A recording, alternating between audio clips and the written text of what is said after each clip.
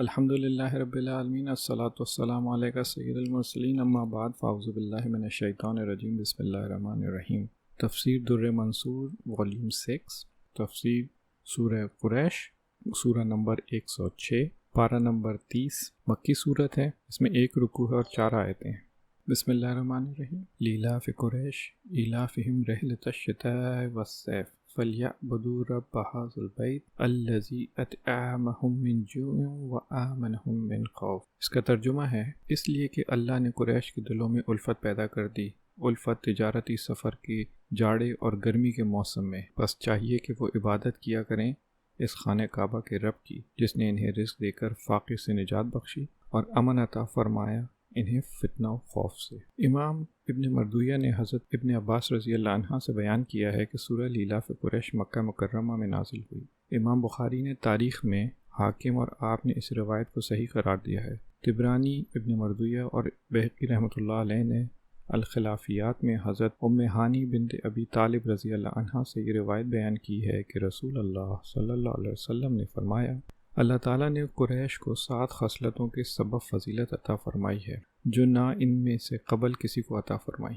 اور نہ ہی ان کے بعد کسی کو عطا فرمائے گا۔ وہ یہ ہیں، بلا شبہ میں ان میں سے ہوں، اور ایک روایت میں الفاظ ہیں، نبوت ان میں ہے، خلافت ان میں ہے، کعبہ معظمہ کی دربان ان میں ہے، سقایا حاجیوں کو پانی پلانا ان میں ہے، ہاتھیوں کے لشکر کے مقابلے میں ان کی مدد کی گئی، انہوں نے 7 برس اللہ تعالیٰ کی عبادت کی، اور ایک روایت میں 10 سال کا ذکر ہے کہ اس عرصے میں ان کے سوا کسی نے اللہ تعالیٰ کی عبادت نہیں کی، اور ان کے بارے قرآن کریم میں ایک ایسی سورہ نازل فرمائی جس میں ان کے سوا کسی کا ذکر نہیں، یعنی سورہ لیلاف قریش۔ امام طبرانی نے الاوسط میں، ابن مردویہ اور ابن عساکر نے حضرت زبیر بن عوام رضی اللہ عنہ سے روایت نقل کی ہے کہ رسول اللہ صلی اللہ علیہ وسلم نے فرمایا، اللہ تعالیٰ نے 7 خصائل کے سبب قریش کو فضیلت عطا فرمائی ہے۔ اللہ تعالیٰ نے انہیں فضیلت عطا فرمائی کہ انہوں نے 10 برس اللہ تعالیٰ کی عبادت کی۔ اس وقت قریش کے سوا کوئی اس کی عبادت نہیں کرتے تھے۔ انہیں یہ فضیلت عطا فرمائی کہ ہاتھیوں کے لشکر کے دن ان کی مدد فرمائی، حالانکہ وہ مشرک تھے، اور انہیں یہ بھی فضیلت عطا فرمائی کہ ان کے بارے میں قرآن کریم میں ایک سورت نازل فرمائی جس میں عالمین میں سے ان کے سوا کسی کا ذکر نہیں کیا، اور وہ یہی سورہ قریش ہے۔ اور انہیں یہ بھی فضیلت عطا فرمائی کہ ان میں نبوت، خلافت، دربانی اور سقایا کے اعزازات بھی ہیں۔ امام خطیب رحمۃ اللہ علیہ نے تاریخ میں حضرت سعید بن مسیب رضی اللہ عنہ سے یہ روایت بیان کی ہے کہ رسول اللہ صلی اللہ علیہ وسلم نے فرمایا، اللہ تعالیٰ نے 7 خصائل کے سبب قریش کو فضیلت عطا فرمائی، وہ یہ ہیں، میں ان میں سے ہوں۔ اللہ تعالیٰ نے اپنی کتاب میں ان کے بارے میں ایک مکمل صورت نازل فرمائی ہے جس میں ان کے سوا کسی اور کا ذکر نہیں فرمایا۔ انہوں نے 10 برس اللہ تعالیٰ کی عبادت کی، جب تک اس وقت اس کے سوا کسی نے عبادت نہیں کی۔ اللہ تعالیٰ نے ہاتھیوں کے لشکر کے خلاف ان کی مدد فرمائی، اور خلافت، سقایا اور دربانی بھی انہی میں ہے۔ امام سعید بن منصور،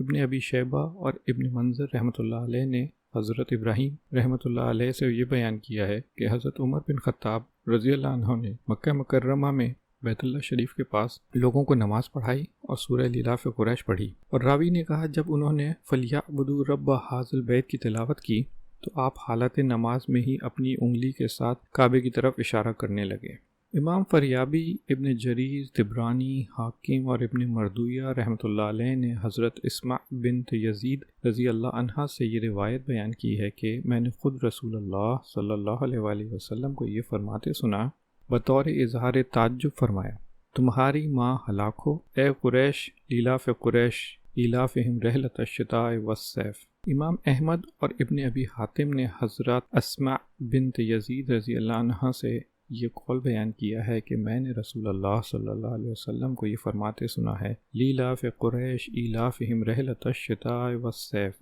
اے قریش، حکم دیا جا رہا ہے کہ تم اس خانہ کعبہ کے رب کی عبادت کرو جس نے انہیں رزق عطا فرمایا اور فاقے سے نجات بخشی اور انہیں فتنہ خوف سے امن عطا فرمایا۔ امام ابن جریر رحمۃ اللہ علیہ کا ذکر ہے کہ حضرت اکرمہ رحمۃ اللہ علیہ اس طرح پڑھتے تھے،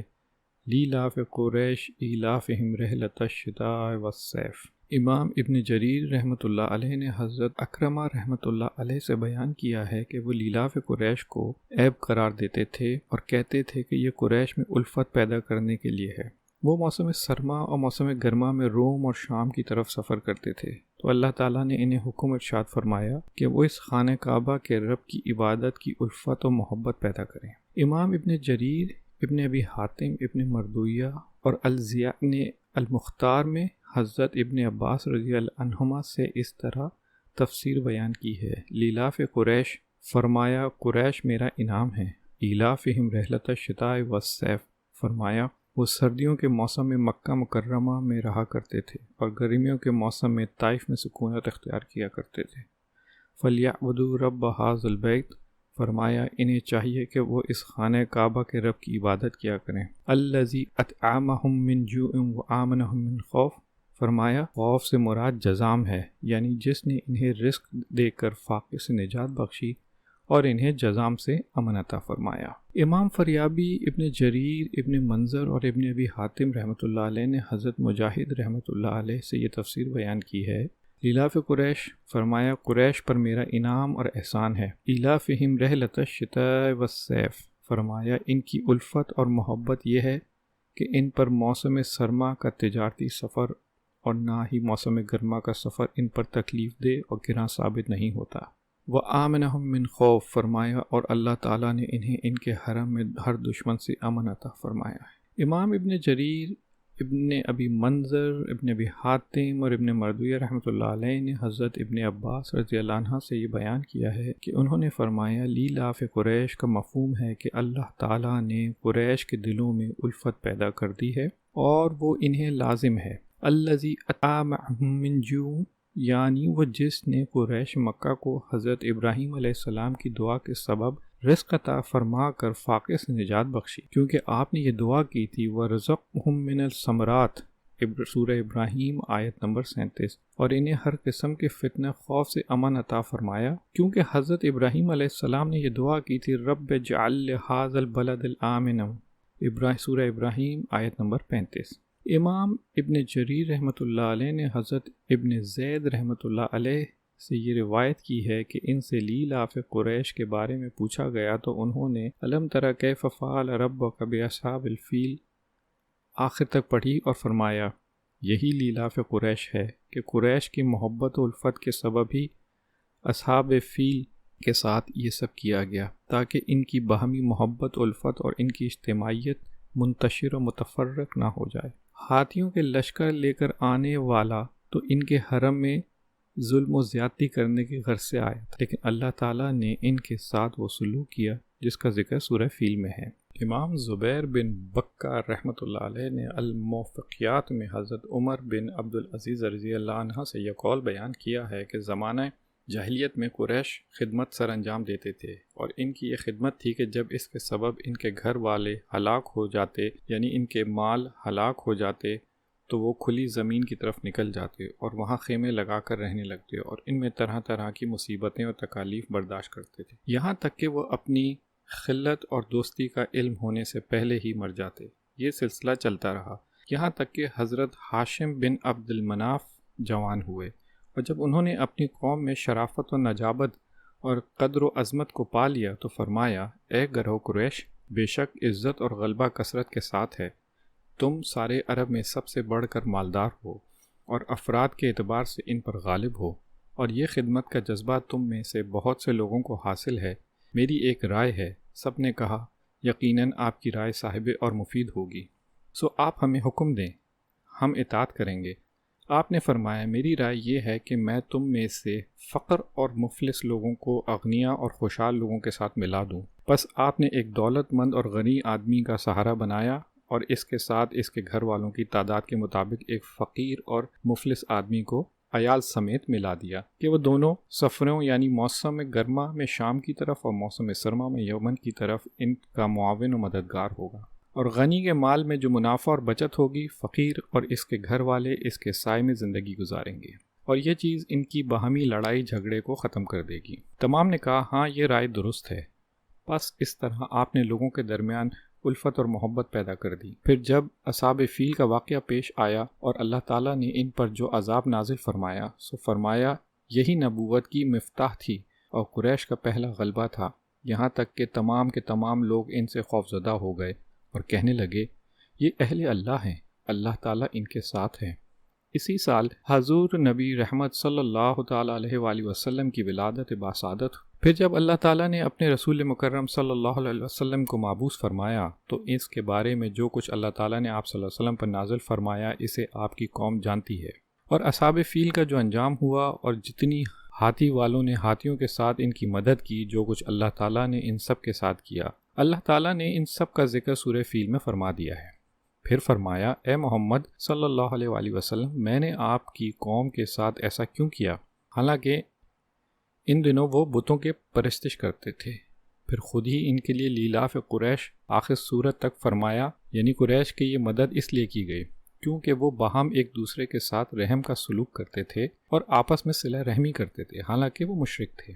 بس یہی وہ سبب ہے جس کے باعث اللہ تعالیٰ نے انہیں ہاتھیوں اور ان کے لشکریوں پر امن کر دیا، اور ان میں جلد بازی اور خدمت کے سبب جو بھوک تھی اس سے انہیں کھانا عطا فرما کر نجات عطا فرما دی. امام ابن جریر اور ابن مردویہ رحمۃ اللہ علیہ نے حضرت ابن عباس رضی اللہ عنہ سے لیلاف قریش الآیہ کے تحت یہ بیان کیا ہے کہ اللہ تعالیٰ نے انہیں سفر کرنے سے منع فرمایا اور انہیں حکم ارشاد فرمایا کہ وہ اس خانہ کعبہ کے رب کی عبادت کریں، اور ان کے لیے مشقت کافی ہے. ان کا یہ سفر تجارت سردیوں اور گرمیوں کے موسم میں ہوتا تھا. ان کے لیے نہ کوئی سردیوں میں راحت تھی اور نہ ہی گرمیوں میں کوئی سکون تھا. بس اس کے بعد اللہ تعالیٰ نے انہیں فاقے سے نجات عطا فرمائی اور انہیں خوف سے امن عطا فرما دیا. نتیجہ وہ سفر سے الفت کرنے لگے. یہ بھی ان پر اللہ تعالیٰ کا احسان اور انعام تھا. امام ابن مردویہ رحمۃ اللہ علیہ نے حضرت ابن عباس رضی اللہ عنہ سے بیان کیا ہے کہ قریش سردیوں اور گرمیوں کے سفر تجارت سے الفت اور محبت کرنے لگے اور وہ ان پر شاق نہ گزرتا. عبد الرزاق، ابن جریر، ابن منظر اور ابن ابی حاتم نے لیلاف قریش کے تحت حضرت قتادہ رضی اللہ عنہ سے یہ بیان کیا ہے کہ سردیوں اور گرمیوں کے موسم میں تجارت کے لیے سفر کرنا قریش کی عادت تھی.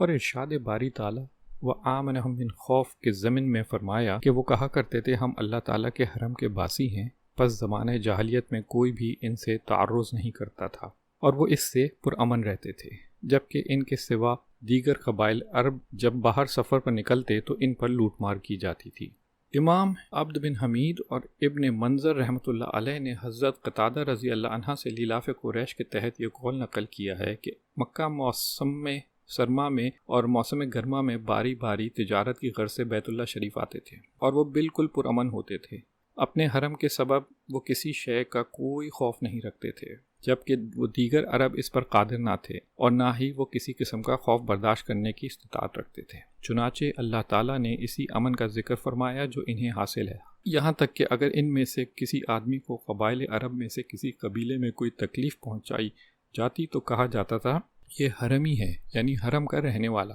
راوی نے ذکر کیا ہے کہ ہمیں یہ بتایا گیا ہے کہ حضور نبی کریم صلی اللہ علیہ وسلم نے فرمایا جس نے قریش کو ذلیل و رسوا کیا اللہ تعالیٰ نے اسے ذلیل کرے گا. مزید فرمایا تم میرا اور قریش کا انتظار کرو، پس اگر اللہ تعالیٰ نے ان کے خلاف میری مدد فرمائی تو لوگ ان کے تابع ہوں گے. پس جب مکہ مکرمہ فتح ہوا تو بڑی تیزی سے اسلام میں داخل ہوئے تو ہم تک یہ خبر پہنچی کہ رسول صلی اللہ علیہ وسلم نے فرمایا لوگ خیر اور شر میں قریش کے تابع ہیں،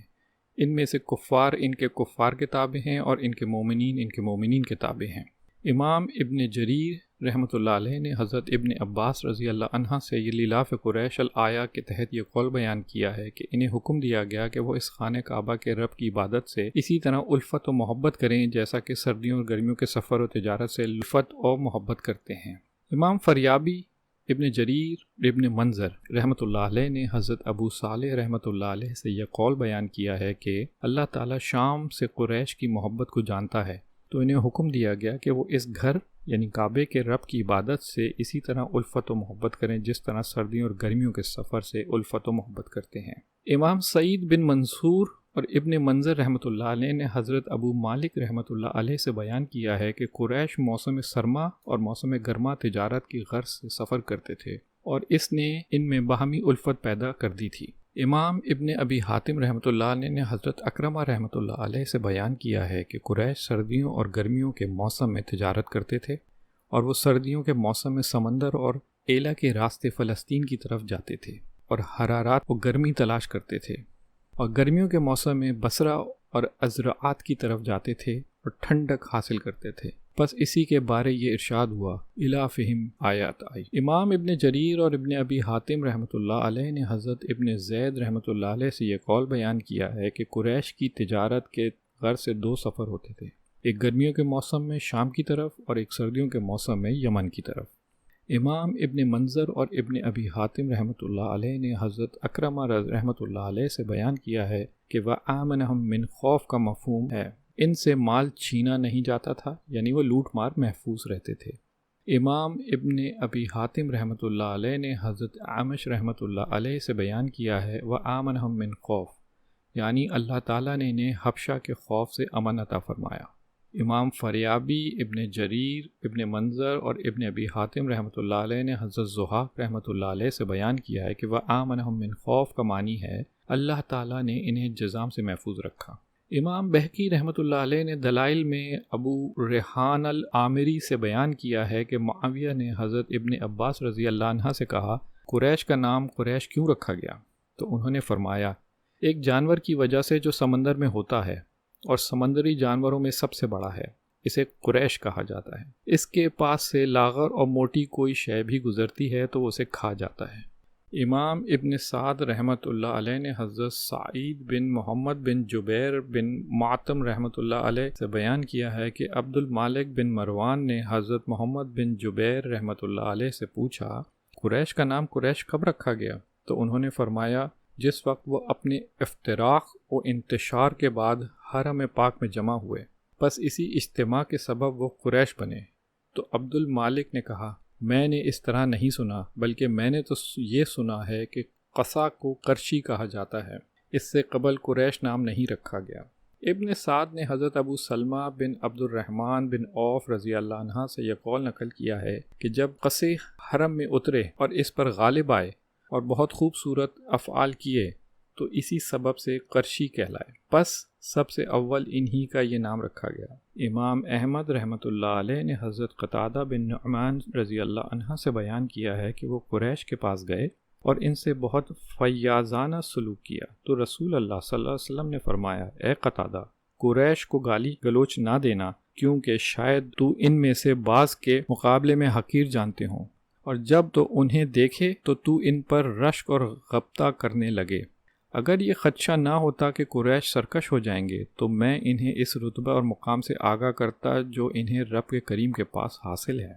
امام ابن ابی شیبہ نے حضرت معاویہ رضی اللہ عنہ سے بیان کیا ہے کہ میں نے رسول اللہ صلی اللہ علیہ وسلم کو یہ فرماتے سنا ہے کہ اس امر میں لوگ قریش کے تابع ہیں۔ زمانہ جاہلیت میں جو ان کے اچھے لوگ تھے وہ زمانہ اسلام میں بھی ان سے اچھے اور بہترین ہیں، بشرطے کہ وہ سمجھیں۔ قسم بخدا اگر قریش کے مغرور ہونے کا اندیشہ نہ ہوتا تو میں انہیں اس مقام و مرتبے سے آگاہ کرتا جو ان کے اچھے اور نیک لوگوں کو اللہ تعالیٰ کے پاس حاصل ہے۔ راوی کا بیان ہے کہ میں نے رسول اللہ صلی اللہ علیہ وسلم کو یہ فرماتے سنا ہے، اچھی اور بہترین عورتیں وہ ہیں کہ وہ اونٹ پر سوار ہوئیں۔ قریش کی عورتیں کتنی اچھی اور صالح ہیں کہ خاوند کا خیال رکھتی ہیں، اس اعتبار سے کہ وہ گھر کا مالک ہے، اور بچوں کی عمر چھوٹی ہونے کی صورت میں ان سے اظہار محبت و شفقت کرتی ہیں۔ امام احمد ابن ابی شیبہ اور نسائی رحمۃ اللہ علیہ نے حضرت انس رضی اللہ عنہ سے بیان کیا کہ ہم انصار کے ایک آدمی کے گھر میں تھے تو رسول اللہ صلی اللہ علیہ وآلہ وسلم تشریف لائے، یہاں تک کہ آپ ٹھہر گئے اور دروازے کے دونوں اطراف کو پکڑ لیا،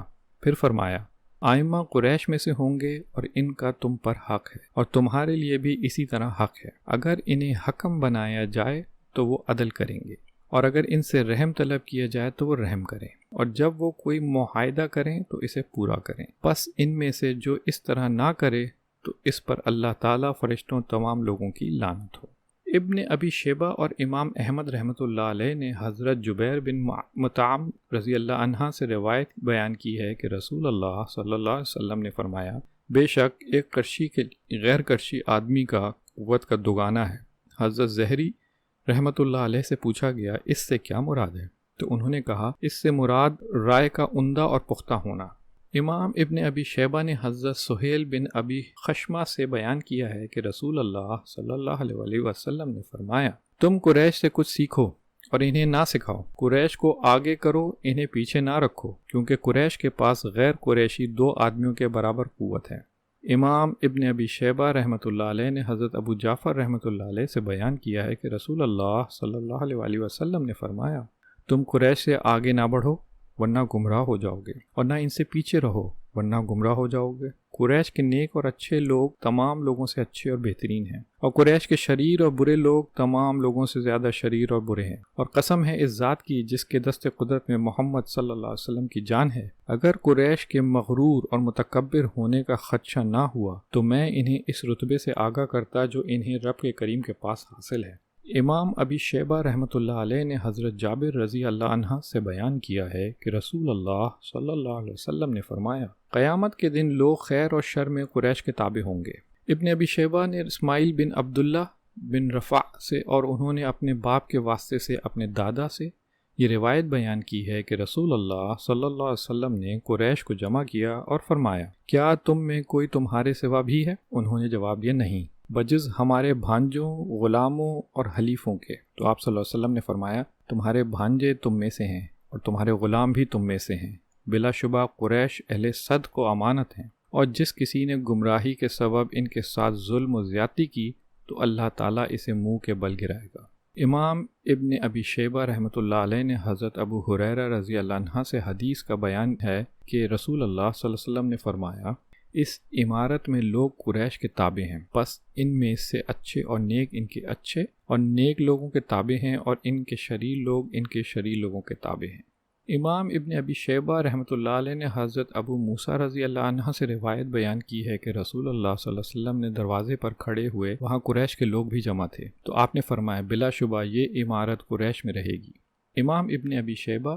رحمۃ اللہ علیہ نے حضرت ابن مسعود رضی اللہ عنہ سے یہ روایت بیان کی ہے کہ رسول اللہ صلی اللہ علیہ وسلم نے قریش کو فرمایا، بے شک یہ عمارت تمہیں میں رہے گی اور تم اسی کے والی ہو۔ امام ابن ابی شیبہ، بخاری اور مسلم نے حضرت ابن عمر رضی اللہ عنہ سے روایت بیان کی ہے کہ رسول اللہ صلی اللہ علیہ وسلم نے فرمایا، یہ عمارت قریش میں رہے گی جب تک 2 آدمی بھی باقی رہے، اور آپ نے اپنی 2 انگلیوں کو حرکت دی، یعنی اشارہ کیا۔ امام ابن ابی شیبہ رحمۃ اللہ علیہ نے حضرت ابو ہریرہ رضی اللہ عنہ سے روایت بیان کی ہے کہ رسول اللہ صلی اللہ علیہ وسلم نے فرمایا، بادشاہی قریش میں ہے، قضاء انصار میں ہے، اور اذان حبشہ میں ہے۔ امام ابن ابی شیبہ رحمۃ اللہ علیہ نے حضرت عبید بن عمیر سے بیان کیا ہے کہ رسول اللہ صلی اللہ علیہ وسلم نے قریش کے لیے دعا فرمائی، اے اللہ، جس طرح تو نے ان کے پہلوں کو عذاب چکھایا ہے، اسی طرح ان کے آخر والوں کو بخشش والوں کا مزہ چکھا۔ ابن ابی شیبہ نے حضرت سعد بن ابی وقاص رضی اللہ عنہ سے روایت کی ہے کہ ایک آدمی قتل ہوا تو حضور نبی کریم صلی اللہ علیہ وسلم کو بتایا گیا، تو آپ نے فرمایا، اللہ تعالیٰ اسے دور فرمائے، وہ قریش سے بغض رکھتا تھا، یعنی اللہ تعالیٰ اسے اپنی رحمت سے دور فرمائے۔ ترمذی نے حضرت ابن عباس رضی اللہ عنہما سے یہ روایت بیان کی ہے کہ رسول اللہ صلی اللہ علیہ وسلم نے اس طرح دعا کی، اے اللہ، تو نے قریش کے پہلے لوگوں کو عذاب دیا ہے، پس تو ان کے آخر والوں کو نوال اور بخشش عطا فرما۔ ترمذی نے اس روایت کو صحیح قرار دیا۔ جزاکم اللہ خیر۔